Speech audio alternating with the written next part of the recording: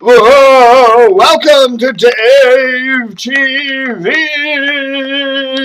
Earthquake! Earthquake! Oh, not really. Not really. At least not today. Welcome to Dave TV. This is Dave. I think that's my name.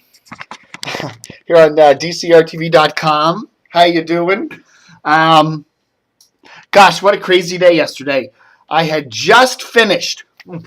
Just eating lunch. I better get some food in my beard. I was just eating lunch. I was just eating lunch. Yesterday, I was just taping Dave TV at about 1:45.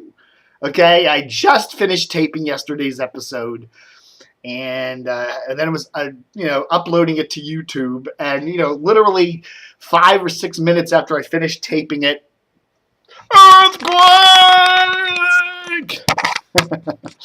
It was weird, the walls were shaking. A couple of my ornaments up there on the shelf fell down. See this onyx chess set? This was my parents'. We got this done in Mexico. A couple of those fell off. Those little chessmen, and a couple of the pictures on my walls got crooked. And I immediately, the uploads going up to YouTube, I immediately hightailed it down the stairs and out into the courtyard there. And all my the neighbors that were home, the guy across the street and the lady down the corner, everyone's out in the street. What the hell was that? Here at the condo complex, they're working on the roofs, putting in new roofs. They're putting in new siding. They're painting the buildings. So there's a lot of banging and clunking and clanging going around. So, that thing started yesterday. I'm just thinking, oh, well, the guys are loading. They have these big pallets of shingles they're loading on the roof. So I thought, okay, bang, it banged on the roof and shook everything. But it just kept going. It went on for 20, 30 seconds.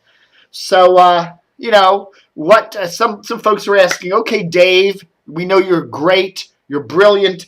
Tell us what you thought of the media coverage. Well, I have to say, as usual, WTOP did a damn good job. I immediately went to my little radio there when I got back in after chatting with the hysterical neighbors, turned on the radio, and TOP was already on the story. So again, what do you say? TOP was great. I didn't immediately think to turn on my TV, but I did turn my TV on in the 2 o'clock hour, and here in the Washington area, 4, 5, 7, and 9 were all over the story. So, I don't know. I think some of the coverage was a little silly. I mean, I yesterday evening, Channel 9, their Derek McGinney newscast at 7:30 or whatever, they had one of their reporters monitoring social media, Twitter and Facebook and stuff, and she was showing pictures of damage from around the Washington area that people were posting, and there was stuff like a cup had flipped over, or okay, there was a crack in a brick. I was like, all right, what happened in the immediate Washington area? Yeah, okay, a wall fell in Vienna and landed on some cars off a building, stuff like that. When you get down to Culpeper, down closer to the epicenter there near Richmond, yeah, some chimney stacks fell and some, more major type foundation-ish stuff happened. But luckily, no injuries. It was just, but it was one of the stronger quakes for this part of the area, and certainly hyped a lot because, of course, Washington is this huge media news nexus. Anything that happens in Washington immediately gets spread all over the world. I mean, if this had happened in Birmingham, Alabama, or Helena, Montana, it probably wouldn't have gotten the coverage. But hey, we're Washington. We're important. I didn't get to watch the Baltimore stations because, of course, I can't get them on my TV because Comcast doesn't carry Baltimore down here. But Channel 13 is bragging today that it received the most TV viewers.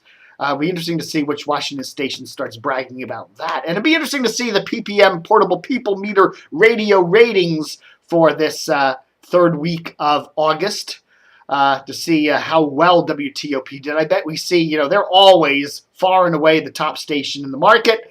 They're going to be even more far and away the top station in the market come that third week. When their PPM numbers are shown for yesterday. So there. Wow. All right, folks. What's the other big news today? I'll tell you, I got up this morning. I put on MAL. I like to listen to MAL because they kind of give me a couple of what are they talking about politics wise. I'm a political freak, and I'm a freak, but politics too. Yeah, I like to listen to MAL just to hear what people are talking about politically. And I'll tell you, I like Brian Wilson. I like Brian Neiman. I'm glad they added a woman to the show, but Mary Katharine Hamm, I just find her, I don't know, man. I can't listen to her. She has this giggle, and she kind of talks like a valley girl, has this kind of way. And the other thing I don't like about conservatives, and I know conservatives don't like this about liberals, is when they stereotype. When one person of a political persuasion says something, and then they say, well, everybody must believe that. Conservatives must hate it when liberals go, Jerry Falwell or Pat Robertson or somebody like that said something that was kind of out there. And then liberals would go around and say, well, all Republicans believe that, even though that was kind of nutty. Well, Mary Katharine Hamm does the same thing. I don't know if she realizes it, but she does the same thing. One Democrat or one liberal, economist or economics dude will say something, economist, and she'll make it like every Democrat or every liberal believes that. I mean, she was going on this morning about some economist talking about how, it's a shame we didn't have a bigger quake because then we would have had more rebuilding and it would have bolstered the economy more. That was a dumb thing to say. Some lefty economist said that. And then she's talking like every Democrat believes that. It's like they're all marching in lockstep behind it. Come on, Mary Katharine Hamm. You would be mad if liberals did that kind of generalization, stereotypical generation to conservatives. You're doing that to Democrats. When I hear that, I go, you're an idiot. Post it. Big sign. Wear it on your beautiful body. Idiot t-shirt. I'll make one for you. I'll say idiot. I have to say Mary Katharine Hamm is a very beautiful person. But she doesn't up here, man. Ugh, she's infuriating. And so about 7:30, 7:45, I said, I just can't listen to this 6:30 anymore. So I flip over to the Junkies. I have to say, listening to the Junkies this morning was probably a perfect example of some of the worst radio station engineering I think I have ever heard. That's right, WJFK, CBS radio this morning. That station must have gone off the air 5 or 6 times, sometimes for as much as 2 minutes at a pop. Okay, granted, maybe they were having power problems there at the transmitter. That can't be helped. But still, then they would start to go, and like this, where the audio would be coming out in chunks like that, and you couldn't hear, and they kept going in and out, and then they would go into some kind of a delay, and then they'd come out of the delay, and they'd repeat sections that would last like a minute and a half, and then the station would start sounding all garbled and start fading in and out. And I'm only 5 or 6 miles from the transmitter here. It shouldn't be doing that. And for hours it went on, and through the Junkie show, it went on past 10 o'clock, and then there was one part where some guy says, holy shit, a caller says that, talking about the earthquake, and they said, well, we need to dump that. And of course, it gets on the air. Holy shit! And they cut it, I guess, maybe a couple, a split second after the word got out on the air. And then back in this mode like this. It's like, God, what? You got to say to yourself, what the F is going on over there? Maybe they're starting to pull the switches and relay the signal out of Lanham. But my God. You're sitting there going, can it get any worse? They ought to just pull the plug and go off the air for a couple hours and fix the damn audio chain or the transmitter or whatever, because this is a joke. So I nominate WJFK this morning. I don't know who your chief engineer is over there.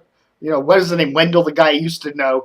I think he's long gone, right? But whoever the hell it is, man, you get the award for worst engineering on the Washington area airwaves this century. Okay, this year.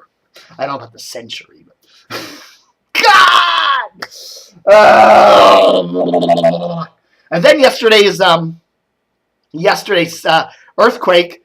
These things became paperweights for a couple hours, man. You could not make a call using a cell phone. At least AT&T here, man. It just for 2 hours. Every time you dial a number, you get a little, network busy sign on there. The landline, I'm still paying Verizon for that effing old copper landline. That worked great. I could make calls on that, no problem.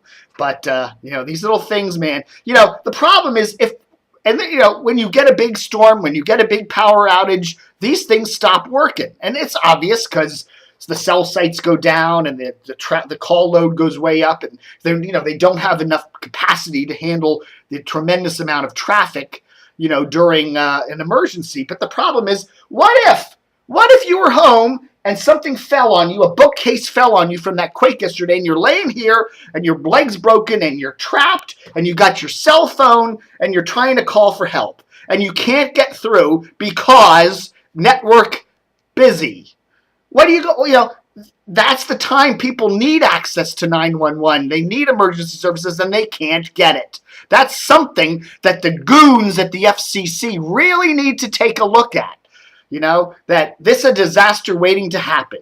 When we get an emergency, these things don't work. There, and that shouldn't be that way. There's something wrong there. All right, folks. I've ranted and raged too much today. There we go. Post-quake show. Oh no! It's coming again! The quake!